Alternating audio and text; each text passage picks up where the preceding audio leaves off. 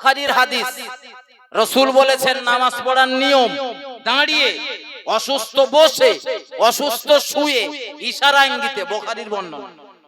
এইবারে আপনি সেই রাসূলের বর্ণনা বাদ দিয়ে আপনি আপনার মতো মন গড়া পদ্ধতিতে মসজিদে চেয়ার হাজির করেছেন। আবার বললি কিছু কিছু মুসল্লি রয়েছে, উনি বলে তোমরা দুদিন মাদ্রাসায় পড়ে বেশি জেনে গেছো, আমরা কাবায় দেখে এসেছি চেয়ার রয়েছে। কোথায় দেখে এসেছে? হ্যাঁ, কাবায় দেখে এসেছে, মসজিদুন নববীতে দেখে এসেছে। কোন দেশ, কোন মসজিদ ইসলামের দলিল নয়।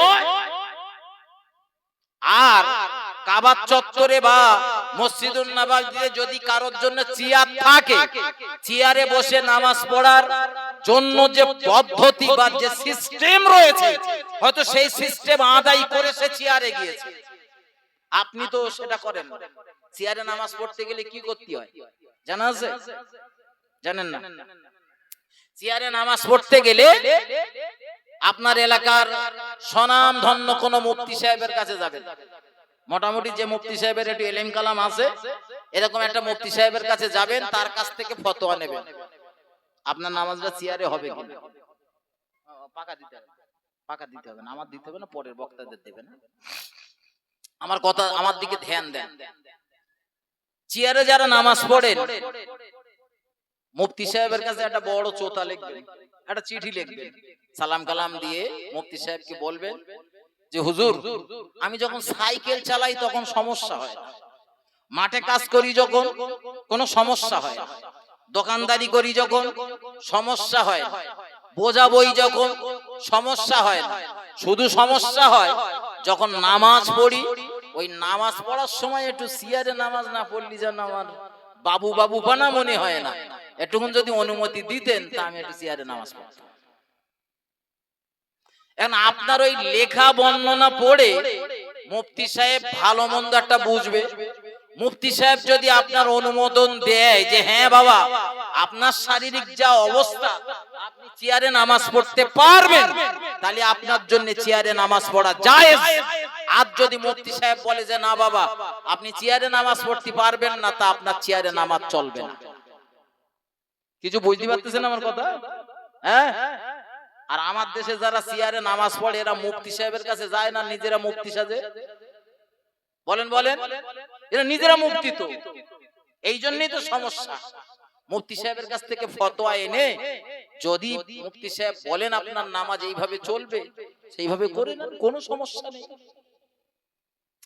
আমার ভাই ও বাবাজিরা আমার, ভুল আমাকে নেবেন না, ভুল আমাকে বুঝবেন না। আমি আপনাদের যেটা বোঝাতে চাইছিলাম, আমরা মানব, আমরা ইমানদার, আমরা মুসলমান। আমাদের জন্য হলো নামাজ করা হয়েছে 5 ওয়াক্ত নামাজ ফরজ, কিন্তু আমরা ফরজ নামাজের যতটা না গুরুত্ব দেই, তার থেকে বেশি গুরুত্ব দেই ফরজে আইন, ফরজে কিফায়া, জানাজার নামাজের গুরুত্বটা দেই আমরা বেশি। ও বাবাজি ভাই জানেরা, জানাজা নামাজের গুরুত্ব দেন, আমার কোনো সমস্যা নেই। তবে আমরা শুধু বয়স্কদের, মুরব্বীদের বা প্রাপ্ত বয়স্ক যারা, তাদের জানাজাতে গিয়ে ভিড় ভাট্টা করি বেশি। কিন্তু ছোট ছোট বাচ্চারা যখন মারা যায়, ছোট ছোট বাচ্চারা যখন ইন্তেকাল করে, তাদের জানাজায় যেতে আমাদের মন চায় না। আপনারা বড়দের জানাজায় বেশি যান না ছোটদের জানাজায় বেশি যান? যান কোনটায়? কোনটায়, বড়দের না ছোটদের? বড়দের না? আমার ভাই ও বাবাজিরা আমার, আমি জানাজায় যেতে আপনাকে নিষেধ করব না, আপনি 1000 বার যান। কিন্তু জানাজায় গেলে জানাজার নামাজ সমাদা করে যদি আপনি দাফনের কাজে অংশ নেন, আপনাকে 2 কিরাত পরিমাণে সওয়াব দেওয়া হবে। আর 1 কিরাত পরিমাণ হলো উহুদ পাহাড় সম পরিমাণকে বলা হয় 1 কিরাত। একটু মহব্বত করে বলেন সুবহানাল্লাহ। এই বিরাট সওয়াবের ভাগীদার আপনি হবেন, আমি আপনারে নিষেধ করব না। কিন্তু আপনি যে জানাজার নামাজে গিয়েছেন, ওই যে আল্লাহু আকবার বলে দাঁড়িয়েছিলেন, আর সালাম ফেরানোর আগ পর্যন্ত তো আপনার ঠোঁট নড়িনি। তার মানে ওর ভেতরে যত দোয়া রয়েছে কিচ্ছু পড়েননি।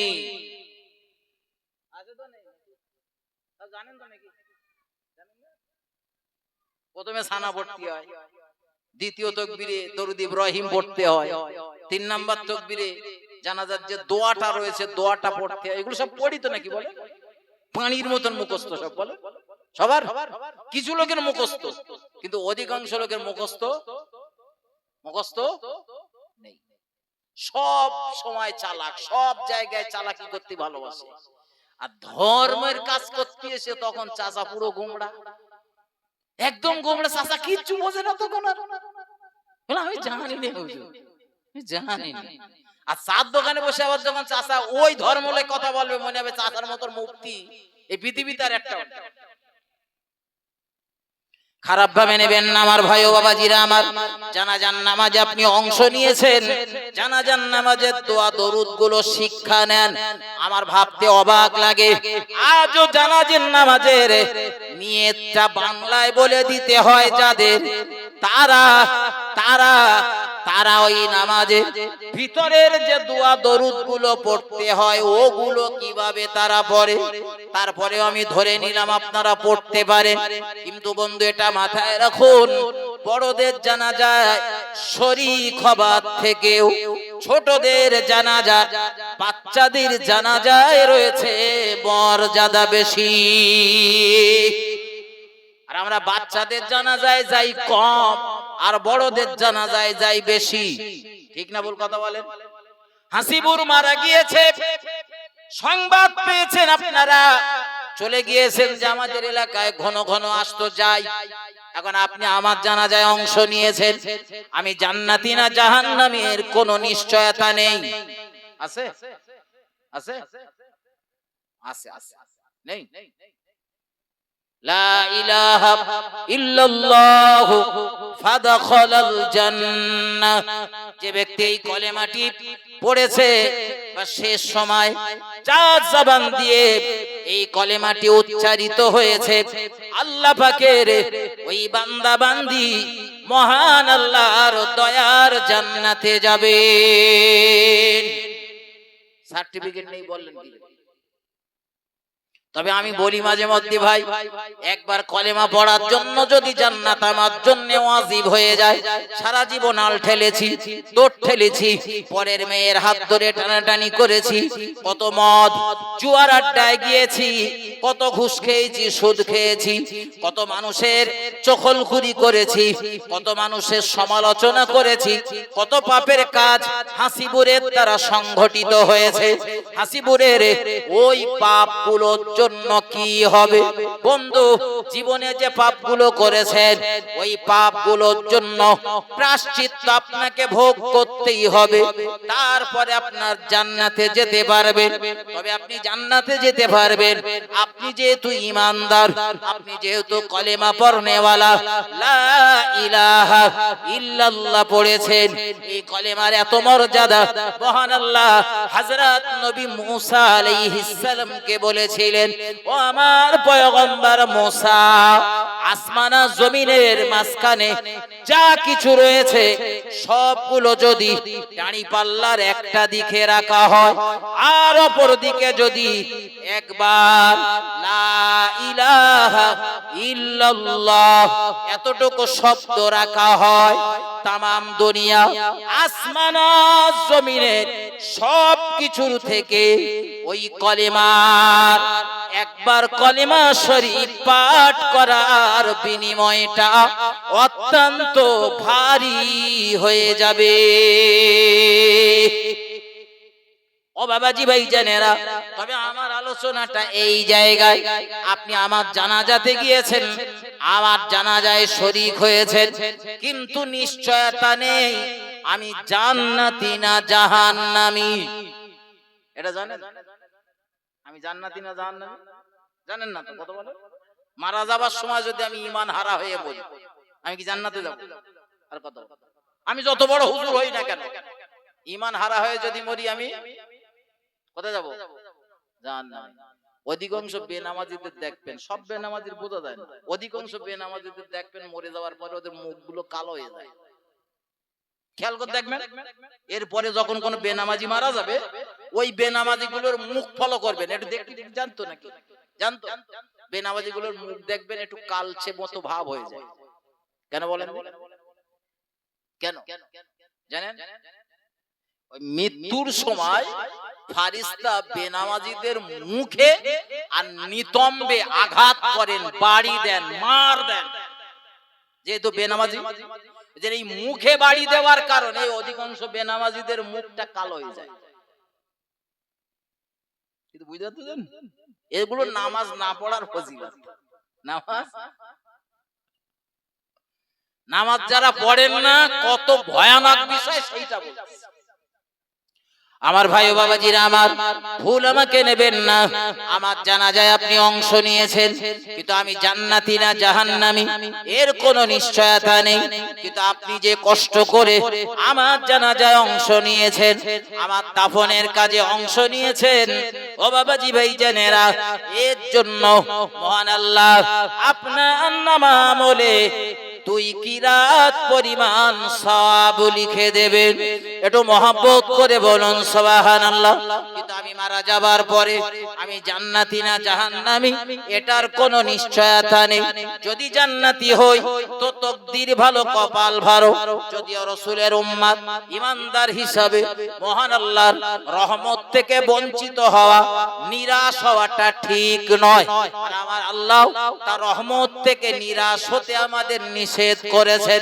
এজন্য ঈমানদার হিসাবে আমরা যত পাপী হই না কেন, যত বড় গুনাহগার হই না কেন, আমাদের বুক ভরা আশা রয়েছে মহান আল্লাহ আমাদের প্রতি দয়া করবেন আর তিনি আমাদের তার দয়ার জান্নাতে দাখিল করাবেন।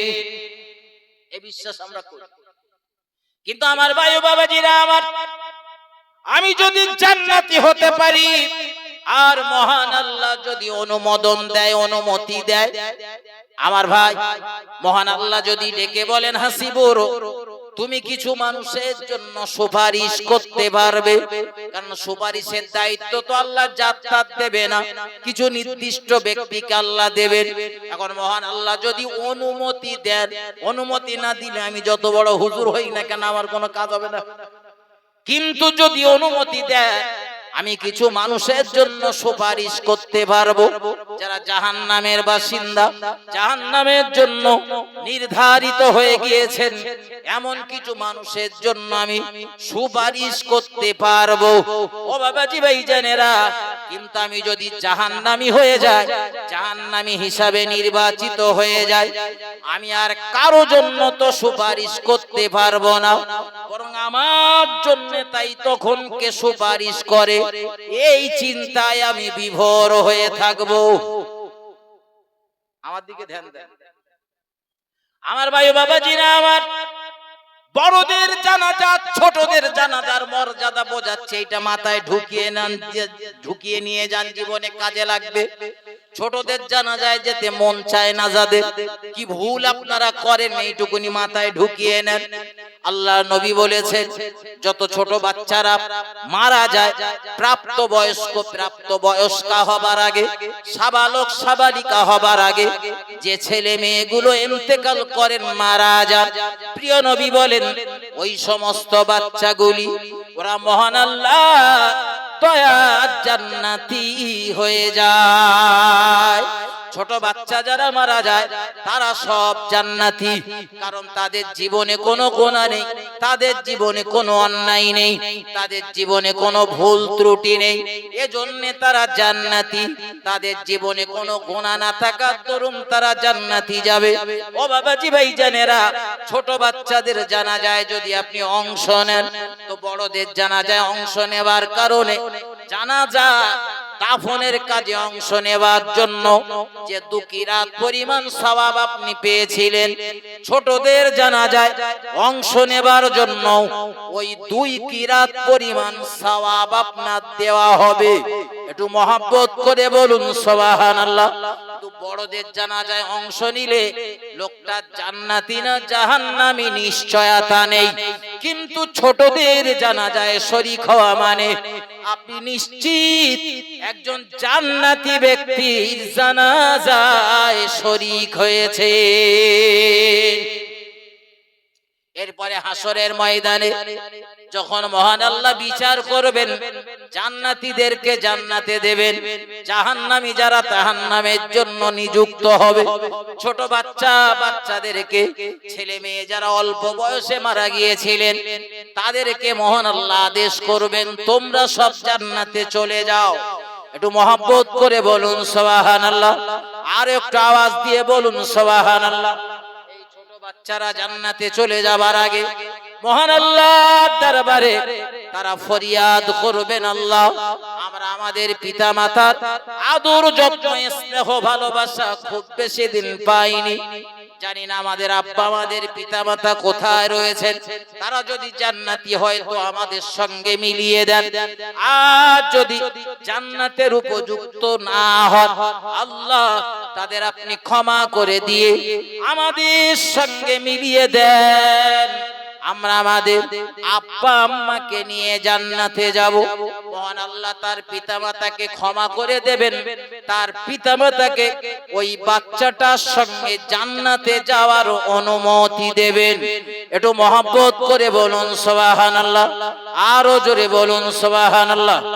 তাকবীর দেন, নারে তাকবীর, নারে তাকবীর। মুজাদ্দিদে জামানের সিলসিলা, মুজাদ্দিদে জামানের সিলসিলা, নারে তাকবীর। আমার ভাই, আমি আলোচনা বাড়াচ্ছি না, এখানে রাখছি, শুধু এতটুকু নিবেদন করছি, ছোট বাচ্চাদের জানাজা যদি পান অবহেলা করবেন না, যাবেন, বিরাট ফজিলত রয়েছে, এ তো বাপ মার জন্য। এরপরে বাচ্চাগুলো বলবে, আল্লাহ যারা আমার জানাজাতে অংশ নিয়েছিলেন, আমার কাফন দাফনে অংশ নিয়েছিলেন, আল্লাহ আপনি তাদেরকেও ক্ষমা করে দেন, আমার সঙ্গে তাদেরকেও জান্নাতি বানিয়ে দেন। মহান আল্লাহ তার ফরিয়াদ কবুল করে আমাদের জীবনের গুনাহ ক্ষমা করে দিয়ে আমাদেরকেও জান্নাতি বানিয়ে দিতে পারে। এজন্য ছোট বাচ্চাদের জানাজাতে অংশ নেওয়ার চেষ্টা করবেন, আর 5 ওয়াক্ত নামাজ ছাড়বেন না, ওইটা পড়বেন। কারণ বেনামাজিদের কি ভয়াবহতা সেটা আমি এর আগে আপনাদের মাঝে বলেছি, যে বেনামাজি জানাজার নামাজ পড়তেও অনেক আলেম নিষেধ করেছেন, এমনকি ঈমানদারদের কবরস্থানে বেনামাজিদের দাফন করতেও নিষেধ করেছেন। সুতরাং বেনামাজি না হয়ে আপনি নামাজি হয়ে ইন্তেকাল করবেন, মারা যাবেন, এই নিয়ত করে আজকে এই মজলিস থেকে বাড়ি যাবেন। মহান আল্লাহ আমাদের বলা ও শোনার থেকে বেশি বেশি এবং সঠিক সঠিক আমল করার তৌফিক দান করুন, বলুন আল্লাহুম্মা আমিন। আলোচনা রাখছি, ভাষাগত দিক দিয়ে ভুল ত্রুটি ক্ষমা সুন্দর দৃষ্টিতে তাকাবেন, আমার জন্য দোয়া রাখবেন, আমি আপনাদের জন্য দোয়া করব। পরবর্তী ওলামা হযরত এসেছেন, আমাদের অল ইন্ডিয়া সুন্নাত আল জামাতের একটা বলিষ্ঠ হাতিয়ার, জামিয়া রহমানিয়ার সুযোগ্য ছাত্র এবং রাজাপুর মাদ্রাসার বর্তমানে তিনি দায়িত্বে রয়েছেন, আর ভাই নাজিম উদ্দিন রহমানি তিনি এসেছেন, অত্যন্ত সুন্দর আলোচনা করেন, তার আলোচনা আপনাদের শুনতে হবে।